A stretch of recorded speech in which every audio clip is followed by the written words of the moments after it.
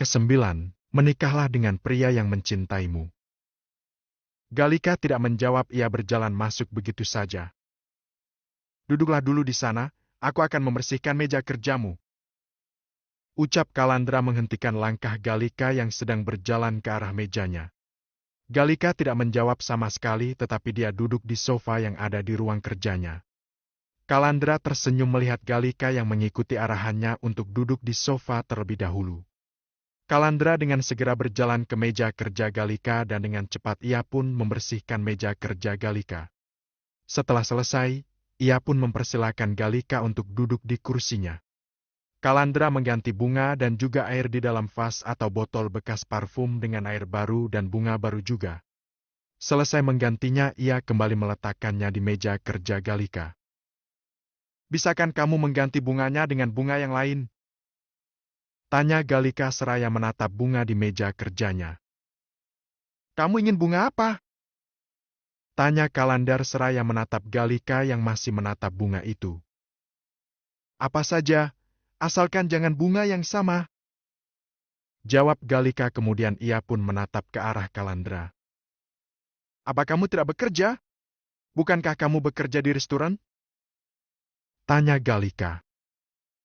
Ya, tapi aku masuk pukul 10 karena restoran buka pukul 10 pagi. Jawab Kalandra seraya tersenyum. Apa tidak terlambat jika ke sini? Tanya Galika lagi. Tidak. Jawab Kalandra singkat. Kenapa kamu terus ke sini? Tanya Galika lagi. Kamu memintaku untuk membuktikan bukan, dan ini caraku untuk membuktikannya. Jawab Kalandra masih tersenyum. Kenapa? Bukankah kamu yang awalnya menolak? Kenapa sekarang tiba-tiba kamu mau? Tanya Galika heran.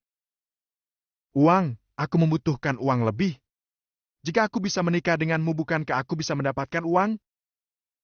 Tanya Kalandra seraya tersenyum. Galika tersenyum meremehkan.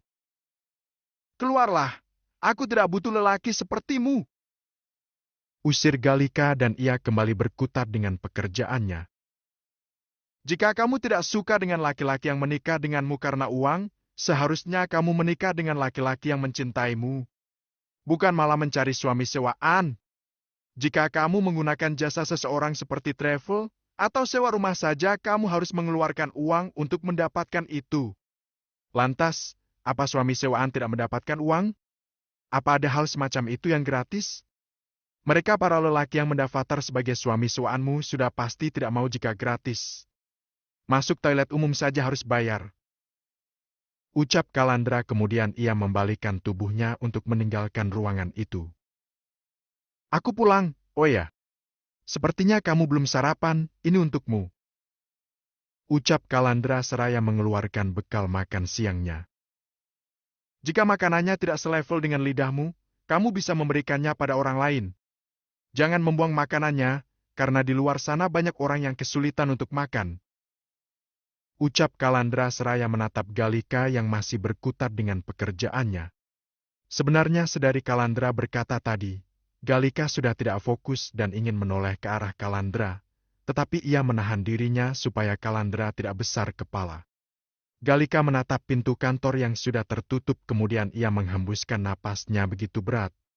Apa yang dikatakan Kalandra memang benar, tetapi yang ia maksudkan bukan lelaki yang terobsesi dengan uang ataupun harta. Orang yang terobsesi dengan harta nantinya bisa menjadi bumerang baginya. Sudah cukup lelah ia berurusan dengan adik ipar kakeknya yang berusaha menjatuhkan dirinya.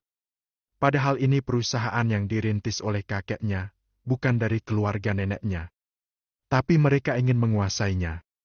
Ia tidak mau menikah dengan lelaki sewaan yang terobsesi dengan harta.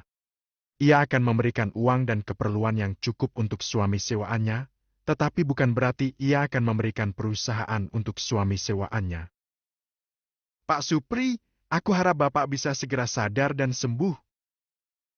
Ucap Galika karena ia butuh Pak Supri di sampingnya untuk membantunya. Makanan yang diberikan Kalandra ia makan, walau hanya tumis kangkung dan juga telur mata sapi. Menurutnya, makanan Kalandra cukup enak.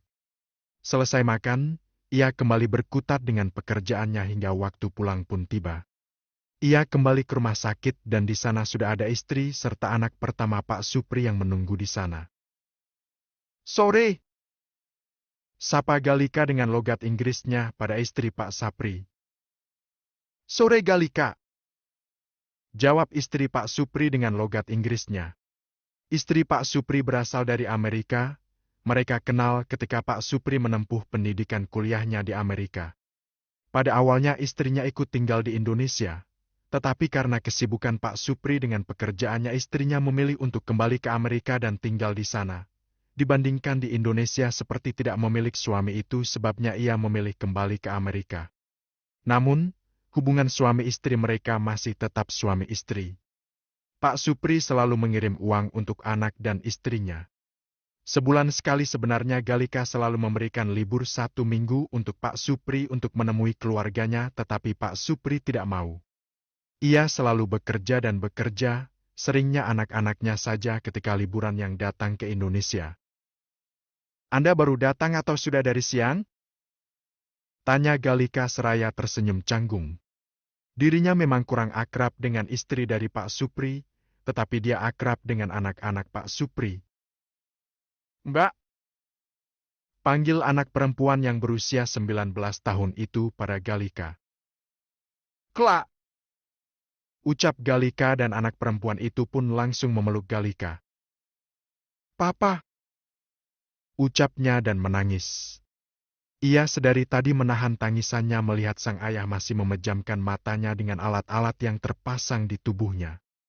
Seharusnya Pak Supri sudah sadar, tetapi sampai detik ini Pak Supri belum sadar juga, padahal dokter mengatakan jika Pak Supri sudah melewati masa kritisnya.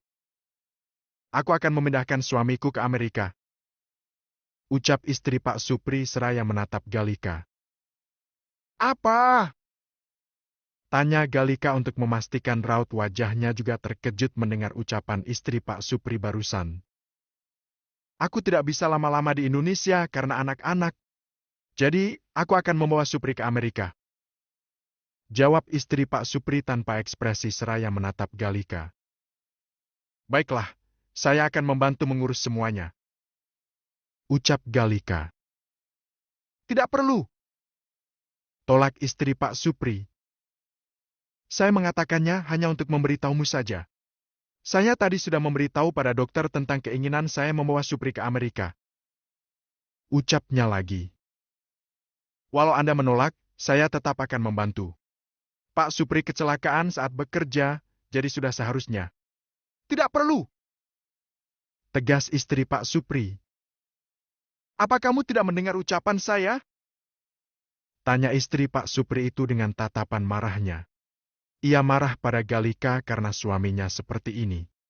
Andai suaminya tidak bekerja terus-terusan, pasti semua tidak akan seperti ini. Kemarin ia sempat bertelepon dengan suaminya itu dan asisten rumah tangganya juga sempat mengabarinya jika suaminya itu sedang sakit. Namun suaminya tetap memaksakan dirinya masuk untuk bekerja. Ia tahu suaminya itu gila kerja, tetapi seharusnya Galika sebagai atasan pun bisa menyuruh suaminya itu untuk pulang. Suaminya bukanlah anak muda lagi, Galika yang masih muda seharusnya mengerti. Ia benar-benar marah pada Galika saat ini. Baginya semua ini karena Galika. Kelak, putri Pak Supri itu hanya memeluk tubuh Galika erat karena mamanya yang membentak Galika. Galika pun hanya menepuk pundak Kla supaya tenang.